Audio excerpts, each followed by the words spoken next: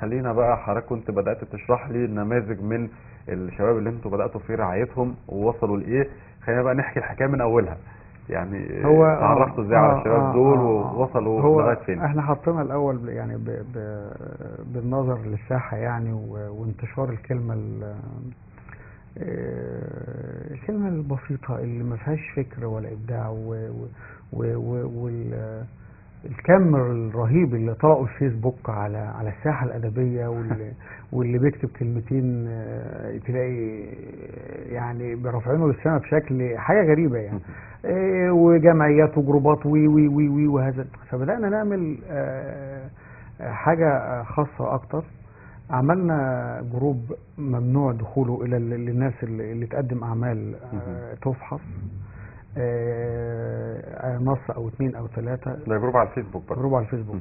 بس مش جروب مفتوح، جروب مغلق خاص بالاعمال. احنا اللي بنختار اللي يدخلوا. الشاب اللي عايز يدخل بيقدم لنا 3 نصوص، لجنه تفحصهم. تم فحصهم في بذره جميله، بذره مبدعه حلوه مع الشخص ده بنقبله. قبل اي قبول شرط الاخلاق الكويسه، الاخلاق الجميله. انا بقى راجل عندي اخلاق، راجل عندي مبدأ، مش مجرد ان انا. فعشان كده عندي موهبه وخلاص. مش موهبه وخلاص. فعشان كده بدات في جدولها حتى في شروط القبول، في جدوله للقبول. الجروب بدا بانه مش مجرد انك انت تحط نص وخلاص. بدات فكره جميله جدا عملناها، بان كل اعضاء الجروب يحط النص بتاعه ويقبل النقد لمده اسبوع. فكان النص يثبت ويقعد عليه نقد من ناس متخصصه. كان بيحصل الاتي: ناس تسيب الجروب وتخرج، ما عجبوش ان هو اتنقد فيسيب الجروب. وناس عارفه الناس بس تشكر فيه. وناس عارفه ان اللي بيقوله ده هيتعلم منه وكمل معانا. اللي كمل معانا تأكد النهارده طبع كتاب و2. اللي كمل معانا النهارده اتعلم واتعمل له ورشه وطبع كتاب و2. ناس مبدعه، ناس مبدعه عندنا يعني. تجارب كتير اذكر منها معانا حسن المالح، معانا محمد توفيق لبن، معانا ناس شباب لسه كده برضو. قدمناهم في ندوات في المنصوره في مكتبه مصر العامه، قدمناهم هنا في القاهره في القاهره. في تعاون مع ساقية الصاوي عملناه. واول احتفاليه هتبقى 28/7 الجاي القادم برضو لمجموعه من الشباب. احنا كمان عندنا شغل الجماعه يعني في تفاني، مفيش نرجسيه عند اي حد فينا. حتى احنا في اول تعاون اللي عاملينه مقدمين الشباب. احنا بننظم المساله ومقدمين الشباب اصلا. يعني انتوا عندكم موهبه كمان. انا عندنا الحمد لله يعني عندنا اصدارات، وانا عندي 10 كتب يعني. الحمد لله عندنا 10 مش موهبه بس يعني الموضوع ده الاحتراف. الحمد لله. فانا المساله ان بننقب نفسنا على اساس ان نقدم الشباب ونحط في الصوره الشباب اللي عنده استعداد ان هو يقدم شيء كويس، يتعلم، بيدور على يعني. النهارده انا شايف ان كتر الاسفاف اللي موجود في كل حاجه، اللي هيبقى متمسك بكده هو اللي هيبقى مميز بالقيمه. هو اللي هيبقى مميز. الناس هتدور عليه يعني. الناس مش هتدور بعد كده على لان هيبقى ده الموجود، ده لان ده بقى الطبيعي ان الدنيا كلها بقت مسفه. فان اللي هيبقى متمسك بالاخلاق، متمسك بالقيمه اللي بيقدمها، هو ده اللي هيبقى مميز. وده هيبقى غريب. الكلام الغريب وهيبقى غريب وربطه هو اللي هيخليه مميز. وده حصل في امثله كتيره يعني. مثلا لما نخش في الايه بتتعكس يعني. في الاول كان الكلام الله ينور محترم. حركه الجمعيات الادبيه من بدايه القرن العشرين. جماعه احمد زكي ابو شادي، جماعه ابولو دعم الشباب وتنشر الثقافه. وبعدها جت الجمعيه الادبيه الاستاذ مصطفى السحرتي وضمت ادباء كثيرين وشعراء. هو طول عمر الجمعيات الاهليه مكمله للدور بتاع الثقافه، الهيئه العامه لأصول الثقافه ووزاره الثقافه. بتبقى مكمله يعني. مش هنقول مثلا ان في نواقص، لا، في تعاون مع بعض عشان يكملوا الموضوع. يعني مثلا ممكن يكون التمويلات بتاع الهيئات دي ولا كده لا يكفي، او في قصور ما. فالجمعيات بتبقى مكمله لده. استاذ اشرف، احنا ما عندناش اعتراض على ده، انه يعني ودايما بندعم ده وبنحاول نقول للناس اشتغلوا خدمات للمواطنين. ولكن خدمات عن خدمات تفرق. يعني احنا في دور مجتمعي لكل من هو قادر، سواء بقى بالمال او بالصحة او بقى بالعمل، يعني ايا كان. الجمعيات الاهلية لا غنى عنها، وكل من بيساهم في حل مشكلة مجتمعية. الدولة لوحدها مش هتقدر تحل كل المشاكل الموجودة فيها. عندنا مشاكل وترهلات منذ قديم الازل محتاجة دعم ده هو حتى بشكل وزارة كبير. التضامن الاجتماعي يعني بعد بعد كلامك يعني عندها فكرة ان المجمعات الأهلية عبارة عن جمعية نظافة، جمعية المجتمع، جمعية مش عارف يعني هو مش فاهمين الدور كويس. التنمية الثقافية مهمة، يعني الثقافة أهم لبنة في بناء طبعا حضاري. طبعا. انك تبني حضارة لازم تثقف الانتاج دي، وعي. نقول عايزين نطلع بالدولة نهتم بالعلم والبحث العلمي. بس تمام. يعني ده اول حاجة. انما انت علم هيجي ازاي وانت عندنا مع يعني الشباب البلطجة المنتشرة دي كلها بين الشباب وكده، ما هو منتشر من ايه؟ من قلة الوعي. والنقد بس اللي احنا بنوجهه انه يعني لا مانع ان انت تلقى دعم من جهة ومؤسسة حكومية اذا تبين لهذه المؤسسة الحكومية ان حضرتك فعلا ماشي على الطريق الصحيح، فايه المشكلة انها تدعمك بالمال. انما هو الهيئه العامه انا للثقافه بتدعم الحاجات دي، طبعا بتدعم نشاط. يعني انت ما بتقدم، انت بس تقدم هناك لها أكثر اوراق من بتدعمك. يعني يعني جمعيه ادبيه بالظبط. انما النقد اللي انا كنت بوجهه في بدايه الحلقه في المقدمه، احنا بنوجهه على الملايين اللي بتتصرف على اعلانات. الناس بتلم تبرعات عشان تعمل بيها اعلانات. الملايين دي حرام، فلوس بتدفع لفنانين ومخرجين ومصورين ومؤلفين لفكره الاعلان ومواعيد العرض وتوقيتاتها على كل القنوات اللي موجوده. هو المريض واخر شيء اللي هو المريض. انا بلم ملايين اروح ادفعها في اعلانات. يعني ده فعلا هو الشيء المستفز. وبلم كمان الاعلان بشكل يعني اذا ما كانش الاعلان حاجه فعلا تقطع القلب وكده، فانا مش دي بقت الفكره العامه ان لازم اقطع قلب المشاهد علشان اخد فلوس. يعني انت كمان بتاخد فلوس تعمل بيها اعلانات عشان تقطع قلبي؟ يعني طب ما يعني حرام. انا بتكلم انه ما دام عندي جهه حكوميه مسؤول عنها الازهر الشريف وهي صندوق الزكاه والصدقات المصري، ايه المانع ان الناس كلها تتوجه بصدقاتها الى هذا المكان، والمكان ده يكون هو المسؤول عن صرفها؟ شايف ان المستشفى دي بتعالج امراض ومحتاجه فعلا دعم، ادفع لها.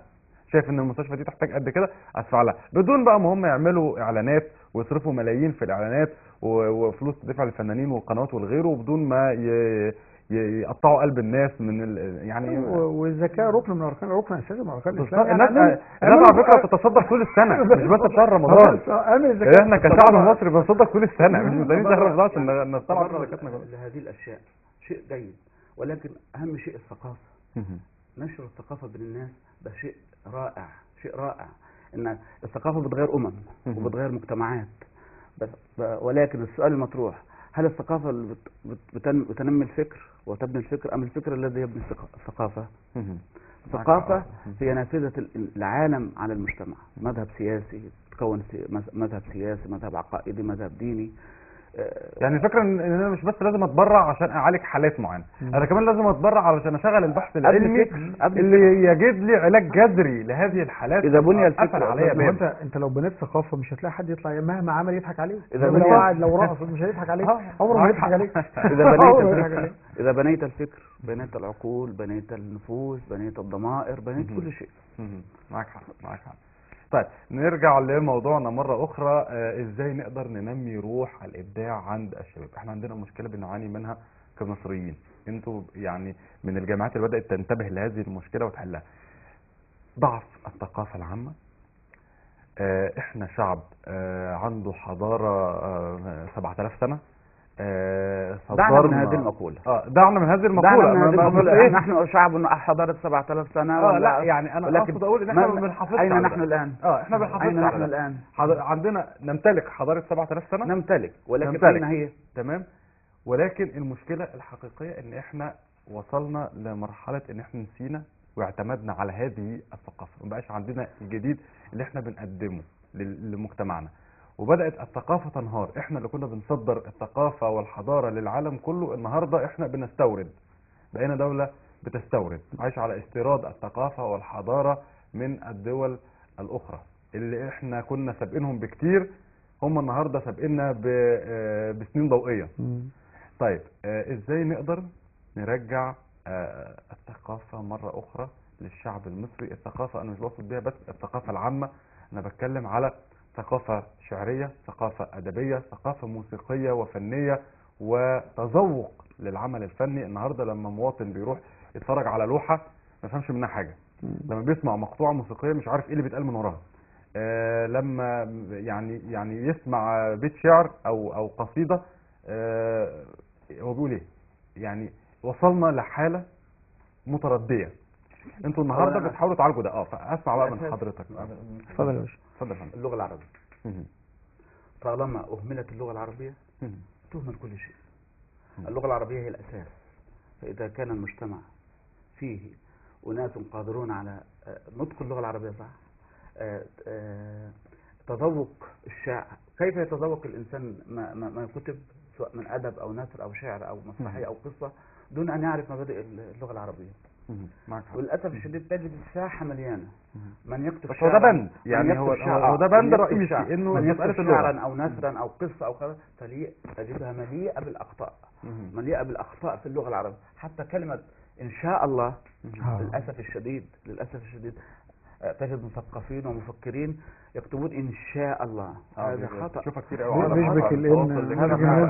كيف تنمي الثقافة واللغة العربية بنفس الطريقة؟ يعني هذا بند مهم. أهملت في جامعاتنا، أهملت حتى ما بين الشباب بعضهم البعض. حتى الطالب دلوقتي لا يستطيع أن يظهر قدام الآخر بكتاب اللغة العربية. كيف؟ هذه ثقافة أوروبية.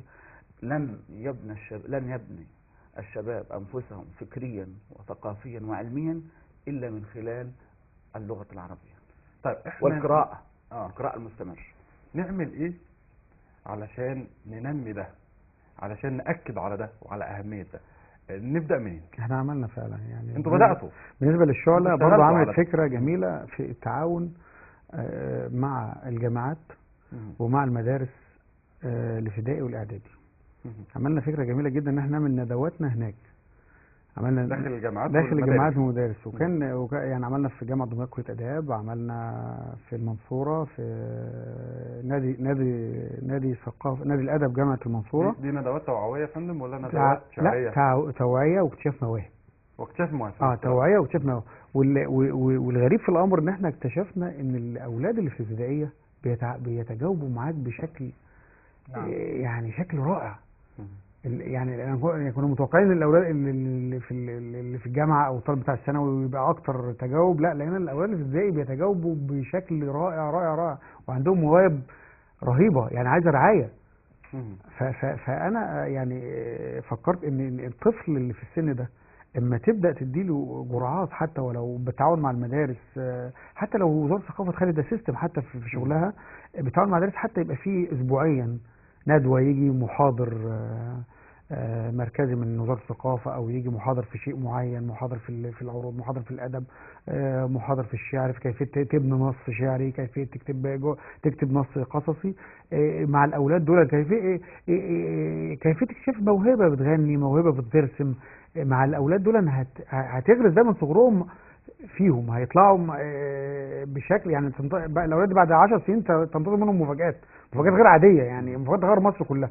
واحنا فعلا لما بدانا راي كلام حضرتك، لما بدانا نستورد الثقافه الخارجيه هي السبب الرئيسي في التردي اللي احنا فيه النهارده. تردي عن يا ريتنا بنستوردها صح يعني. ايوه احنا بناخد اللغه الانجليزيه حتى نطقنا فيه غلط. لا وبناخد بناخد الحاجه يعني بناخد الحاجه الموضه، الرقصه الجديده، اللي مش عارف ايه. انما الناس دي بتشتغل يعني بتدينا ده احنا نتلهى فيه وهم بيشتغلوا صح. هم بيقدموا في مجالات تانية. الامام محمد عبده لما رجع قال انا رايت مسلم الاسلام وهنا شايف الاسلام بلا يعني بتطبق اصل المساله بس تشتغل يعني بتشتغل. المساله مالهاش علاقه بدين برضه. انا عايز اقول لك على ايه، ان الفطره الطبيعيه فطره الانسان هي الاستقامه. فطره انك انت تبقى فانت اعمل الصح. يعني انت بدون ما يكون عندك تدين او الكلام ده، لاقي انت انا بحترم جاري، بحترم اخويا، بحترم ده. انما الاديان نظمت المساله. معاك حق. تمام. انما الفطره الالهيه، الفطره الانسانيه انت موجود عليها فطره مستقيمه. ترفض اي خطا، ترفض الانحلال، هي كده الفطره بتاع ربنا سبحانه وتعالى.